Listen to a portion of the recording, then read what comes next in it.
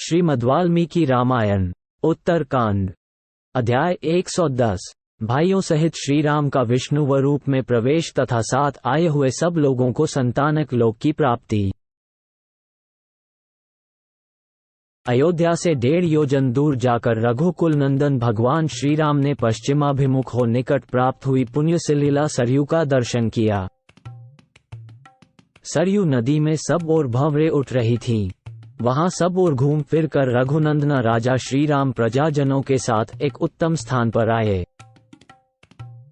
उसी समय लोक पितामह ब्रह्मा जी संपूर्ण देवताओं तथा महात्मा ऋषि मुनियों से घिरे हुए उस स्थान पर आ पहुंचे जहां श्री रघुनाथ जी परमधाम पधारने के लिए उपस्थित थे। उनके साथ करोड़ों दिव्य विमान शोभा पा रहे थे। सारा आकाशमंडल दिव्य तेज से व्याप्त हो अत्यंत उत्तम ज्योतिर्मय हो रहा था। पुण्य कर्म करने वाले स्वर्गवासी स्वयं प्रकाशित होने वाले अपने तेज से उस स्थान को उद्भासित कर रहे थे। परम पवित्र, सुगंधित एवं सुखदायिनी हवा चलने लगी। देवताओं द्वारा गिराए गए राशि राशि दिव्य पुष्पों की भारी वर्षा होने लगी। उस समय सैकड़ों प्रकार के बाजे बजने लगे और गंधर्वों तथा अप्सराओं से वहां का स्थान भर गया। इतने में ही श्री रामचंद्र जी सरयू के जल में प्रवेश करने के लिए दोनों पैरों से आगे बढ़ने लगे। तब ब्रह्मा जी आकाश से ही बोले, श्री विष्णु स्वरूप रघुनंदना, आइए, आपका कल्याण हो। हमारा बड़ा सौभाग्य है जो आप अपने परम धाम को पधार रहे हैं। महाबाहो, आप देवतुल्य तेजस्वी भाइयों के साथ अपने स्वरूपभूत लोक में प्रवेश करें। आप जिस स्वरूप में प्रवेश करना चाहें, अपने उसी स्वरूप में प्रवेश करें। महातेजस्वी परमेश्वर, आपकी इच्छा हो तो चतुर्भुज विष्णु रूप में ही प्रवेश करें अथवा अपने सनातन आकाशमय अव्यक्त ब्रह्मरूप में ही विराजमान हों। देव, आप ही संपूर्ण लोकों के आश्रय हैं। आपकी पुरातन पत्नी योगमाया, हलादिनी शक्ति स्वरूपा जो विशाल लोचना सीता देवी हैं, उनको छोड़कर दूसरे कोई आपको यथार्थ रूप से नहीं जानते हैं, क्योंकि आप अचिंत्य, अविनाशी तथा जरा आदि अवस्थाओं से रहित परब्रह्म हैं। अतः महातेजस्वी राघवेंद्र, आप जिसमें चाहें अपने उसी स्वरूप में प्रवेश करें, प्रतिष्ठित हों।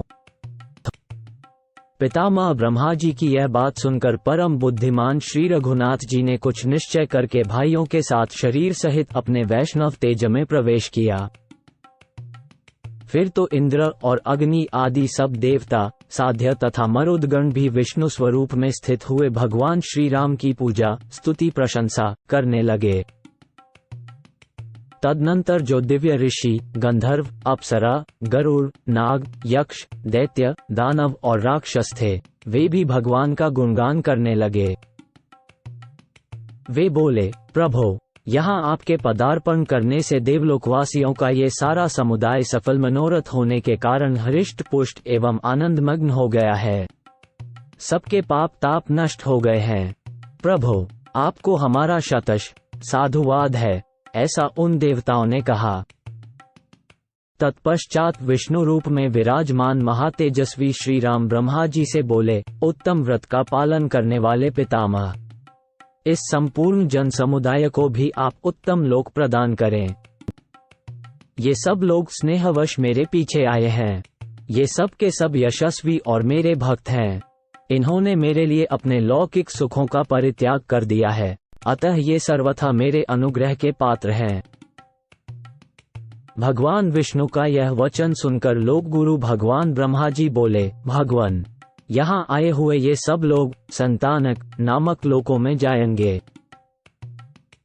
पशु पक्षियों की योनि में पड़े हुए जीवों में से भी जो कोई आपका ही भक्तिभाव से चिंतन करता हुआ प्राणों का परित्याग करेगा, वह भी संतानक लोकों में ही निवास करेगा। ये संतानक लोक ब्रह्मलोक के ही निकट है, साकेत धाम का ही अंग है। वह ब्रह्मा के सत्य संकल्पत्व आदि सभी उत्तम गुणों से युक्त है। उसी में ये आपके भक्तजन निवास करेंगे। जिन वानरों और रीछों की देवताओं से उत्पत्ति हुई थी, वे अपनी अपनी योनि में ही मिल गए। जिन जिन देवताओं से प्रकट हुए थे, उन्हीं में प्रविष्ट हो गए। सुग्रीव ने सूर्यमंडल में प्रवेश किया।